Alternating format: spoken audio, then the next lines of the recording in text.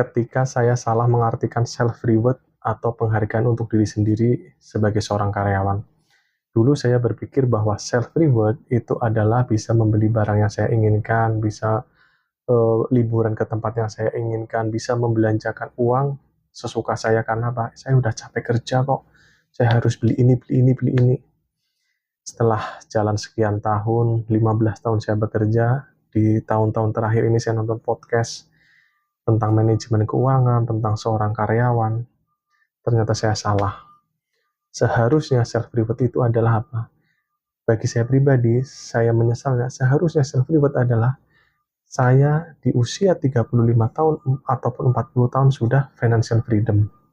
Sudah tidak hanya mengharapkan gaji yang sekarang saya dapatkan. Tapi nyatanya dengan pola hidup saya seperti itu, mindset saya seperti itu, apa? Justru di usia saya yang sudah mendekati 40 ini, utang masih menumpuk, belum punya investasi, aset alhamdulillah ada, rumah, dan satu kendaraan bermotor. Dan yang saya sesalkan adalah hutang yang terus menumpuk karena mindset saya adalah gaji bulan ini saya habiskan di bulan itu. Karena berpikir apa? Oh, besok ada gajian. Kalaupun kurang, hutang dulu, dibayar gajian bulan besok. Jadi pesan saya ya buat teman-teman terkait mungkin ada kalian ya sering membicarakan, oh ini saya penghargaan buat diri sendiri. Financial freedom ini saya udah capek kerja seharian bertahun-tahun, masa saya nggak boleh?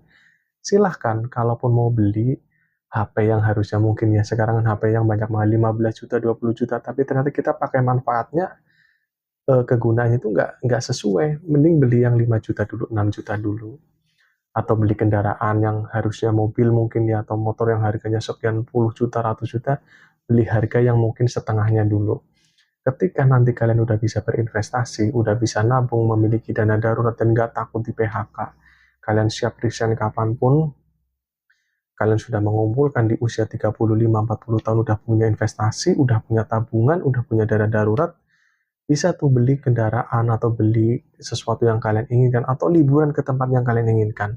Ada satu ungkapan yang saya anggap bagus banget ya, ketika kita ingin membelanjakan uang, dipastikan, diperhitungkan setiap rupiah yang keluar. Yang kedua apa?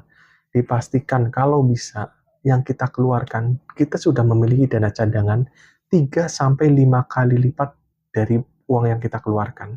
Contoh kita mau beli motor harga 30 juta, paling nggak kita udah punya uang tabungan berapa? 150 juta. Jadi ketika mengeluarkan 30 juta, kita masih ada punya dana cadangan. Jangan sampai uang cuma 30 juta atau 35 juta, kita belanjakan 30 juta, sedangkan belum tentu nanti di depan ada dana darurat yang kita butuhkan. Itulah pengingat saya menyesal betul bahwa seandainya dulu saya memikirkan di 2008 bahwa 15 tahun masa kerja saya harus punya ABCD, investasi ABCD, dana darurat sekian, tabungan sekian. Nggak apa-apa sekarang hidup hemat demi ketenangan di masa mendatang. Jadi pesannya itu apa? Tundalah kesenangan demi ketenangan.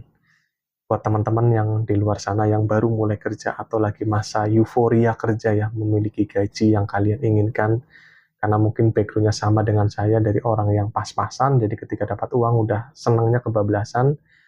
Lebih baik self-reward kalian adalah apa? Berpikir untuk usia 35 tahun, usia 40 tahun, ketika saya sudah berkeluarga, saya sudah memiliki investasi sekian, saya sudah memiliki dana darurat sekian, saya sudah memiliki tabungan sekian. Tunda kesenangan sekarang dulu demi ketenangan mendatang. Baru kejadian hari ini ya, saya ngobrol sama teman bahwa ada salah satu teman yang masih kontrak, dan dia kehilangan pekerjaannya atau habis kontraknya dikarenakan masalah yang dia lakukan di beberapa tahun lalu.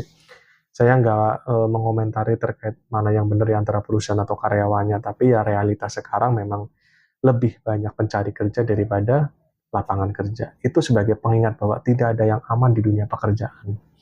Daripada uangnya dihambur-hamburkan buat liburan kemana-kemana, boleh liburan atau boleh beli barang, tapi dipikirkan baik-baik.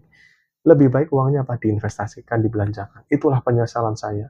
Di usia saya yang sekarang harusnya saya sudah menikmati hasil kerja saya dari investasinya, tabungannya, dana daruratnya, nggak mengandalkan gaji. Justru di usia saya yang sekarang, hutang semakin menumpuk, tidak punya investasi, walaupun alhamdulillah masih diberi aset. Dan saya sedang kebingungan bagaimana saya melunasi hutang-hutang saya.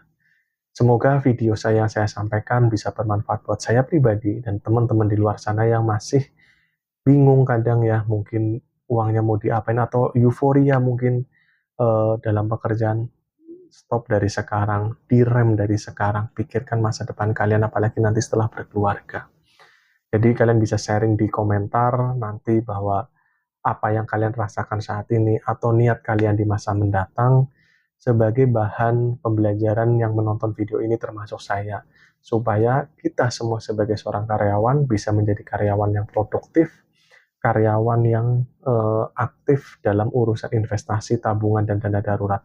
Jangan hanya capek kerja 10 jam, tapi kita nggak dapat hasil apapun, pengetahuan apapun untuk diri kita sendiri. Kita hanya kerja gajian. Tapi pikirkan untuk kehidupan diri kita di 10 tahun mendatang atau 15 tahun mendatang.